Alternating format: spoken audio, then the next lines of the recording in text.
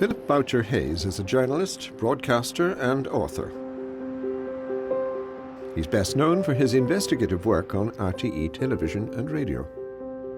What I do, you are thinking from one end of the day to the next. What I really enjoy about coming for a walk is just an opportunity to stop thinking altogether. I am talking about emptying your head of absolutely everything, and the only thought going on is one foot in front of the other. Left, right, left, right. Today, however, Philip is opting for a slower pace of life. Later, he will take a trip to the scenic Garnish Island, but he begins with a walk through Glengarriff Nature Reserve in County Cork. The great thing about this place is that there are walks for everybody. 15-minute gentle strolls and then hour and a half, 2 hour long, good steep hikes. And we're going to go for the latter because I gather that the views right up at the top are really good. And I'm hoping as well that along the way there will be one or two people who might tell me a little bit more frankly about the area, because I'm not going to pretend that I know that much about Glengarriff. Today, Philip is doing two walks. The first is a 3-kilometre walk through the Glengarriff Nature Reserve, followed by a short ferry ride across Glengarriff Bay to Garnish Island, where he will walk a 1-kilometre loop.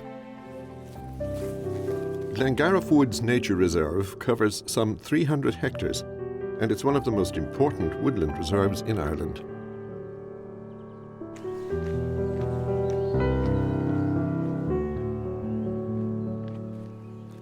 There are some public roads within the reserve, but traffic here is negligible, and the majority of the walks are along trails and gravel tracks.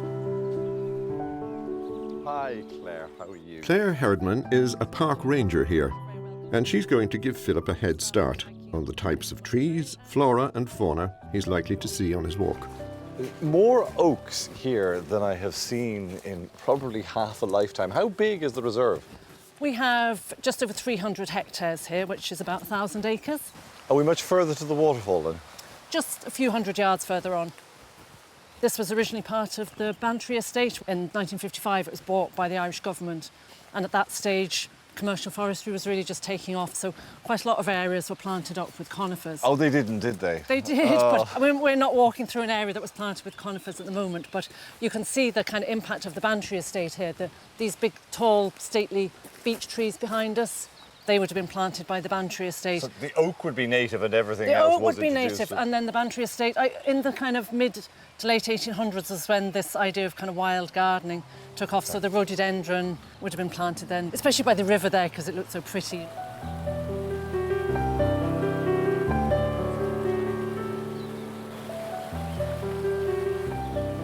Birch would have been the pioneer species, so when a woodland first forms, birch is one of the pioneer trees. But that would have been in. harvested for charcoal as well, wouldn't it? It would have been, yeah. I mean, there was a lot of different trees harvested for charcoal. What we also have here is arbutus, which is the strawberry tree, and that was supposed to produce amazing charcoal. The Victorians were very proactive, and they used the woods for a wide variety of purposes, from wild gardening to grazing animals. What are the bigger species of fauna?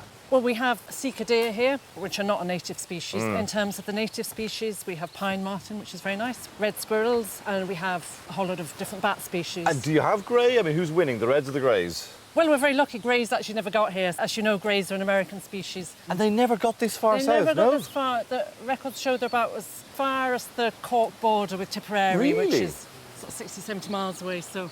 And even if they did get here, you'd have pine martens to see them all? Yeah, it seems because the grey squirrels spend more time on the ground, the pine martens can catch them more easily, whereas the red squirrels can go right to the end of the smallest branches where pine marten's too heavy to get to those places. So. I was listening to you and now I've stopped. I'm sorry, because this is beautiful, isn't it? Beautiful, isn't it? Yeah. This is the Canruska River. Canopy is so far overhead. You just don't get that much, do you? To see trees this age, yeah, it's fantastic. Lovely, mature part of the woodland here. Some of these trees may be 200 years old, so beautiful canopy. Oh, is that it? That's it. There's our first glimpse of the waterfall. If we just a bit further. Wow, it is lovely. Right. This is it, the Esknamucky waterfall. Even though I see it so often, it's still beautiful. It's supposed to translate as waterfall of the pig. it doesn't look particularly piggy, so I assume people must have kept pigs here because of all of the oak. They must have done. Of course, pigs feed on acorns. In Lord Bantry's time, locals had to pay money to bring their animals into the wood to graze cattle and to do other things like take sand from the river or cut rushes or grass for thatch. Okay. So this is where the pigs must have come to eat. Must have come for their acorns, their feast.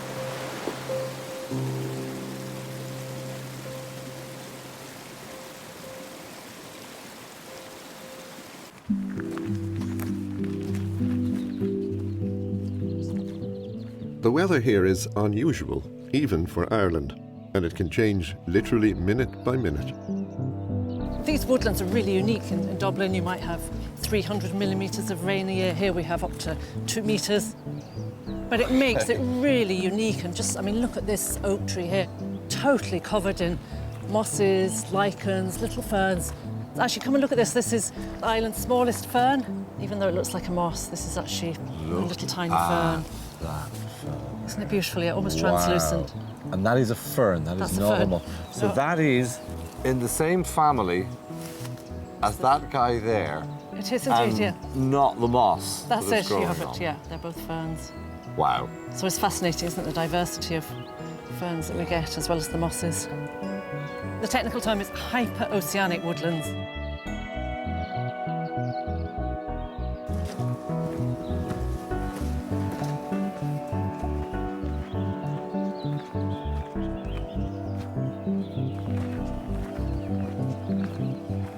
And does the famous West Cork microclimate sustain things here that we wouldn't see anywhere else? Yeah, you get species that occur in Southwest Ireland and then in northern Spain, northern Portugal, and they're known as the Lusitanian species. And oh, look, actually, here you go. This one is St. Patrick's cabbage, and so very Irish name.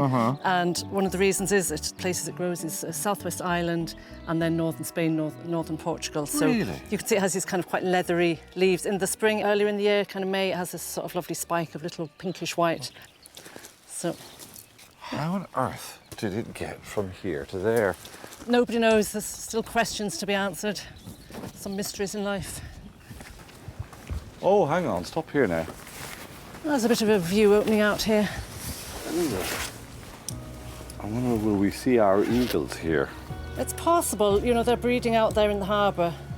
The white-tailed eagles have a wingspan of over 2 metres, so you'd hope we would see them, but it's surprising how many people, for such a big bird, don't see them. We tend to be looking where our feet are going rather than looking up into the skies. Isn't that true? Eyes down rather than a heads-up kind of world. So it looks like it's clearing a bit, so will we keep going up to the viewing point and hopefully we'll get even better views from up there? Well, I admire your optimism about the weather, but I don't necessarily share it.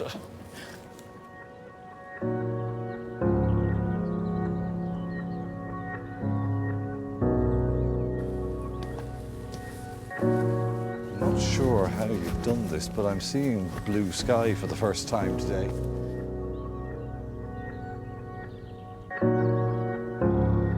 Hopefully we'll get a good view now from up here.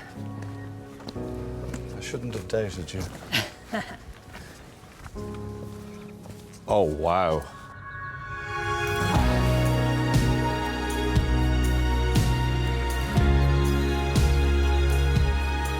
You really do deliver. That is amazing, isn't it? Spectacular, isn't it? Yeah. And that's the difference, isn't it, between a native woodland and a commercial forest. It's chalk and cheese. Do you know, your worries would really have to be pretty significant not to have them just swept aside by coming up here and looking out at this. It's majestic, isn't it? It's a fantastic sight. Well, you can see right from the sea over there, that's Bantry Bay in the Bantry Bay. distance, and you can just see the trees of Garnish Island there where you're going later. The Sheep's Head Peninsula beyond that, and then the sweep in front of us is the Caja Mountains, the real backbone of the Bearer Peninsula of old red sandstone. And then through this way and over the hill you're into Kerry. And in front of us, the wide sweep of the Glengarriff Valley. Glengarriff means rough glen, so you can see the ruggedness of it here.